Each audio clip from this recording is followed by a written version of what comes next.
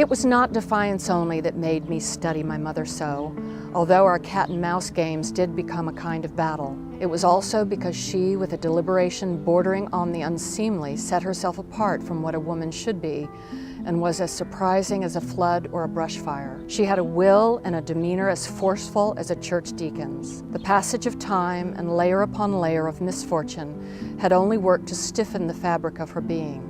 I first remember hearing about Martha Carrier in the Carrier family legends from my mother and my grandmother. They were talking about an ancestor who'd been hanged as a witch in Salem, and it took me a little while to realize that they were talking about a woman who'd been hanged 350 years ago. Her name was Martha Carrier, and she was called by Cotton Mather the Queen of Hell. As far as I know, she was the only woman to stand up to her judges and accusers alike and went to her death unrepentant. My family was enormously proud of being descended from an accused witch. My grandmother used to say that Martha Carrier was not a witch, just a ferocious woman. It was a sense of stubborn pridefulness that we were strong-willed, outspoken, and quite stubborn at times. I've thought about the Carrier family and Martha Carrier for a long time. The story has been with me my whole life. And I felt that the book was, in essence, a love story to my family and a tribute to the men and women who died so bravely, professing their innocence and embracing death rather than a lie.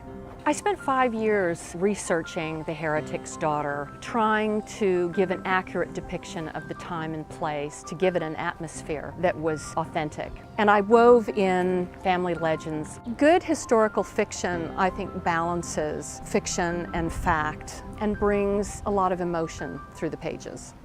The leaves of autumn that October of 1692 were gold and red like the blood of martyrs, and so suffused with color that it assaulted our prison-blind eyes like a fiery rod. We stood blinking and cringing at the outer door, not knowing whether to go forward or turn back, too weak at first to descend the few steps into the prison yard on our own.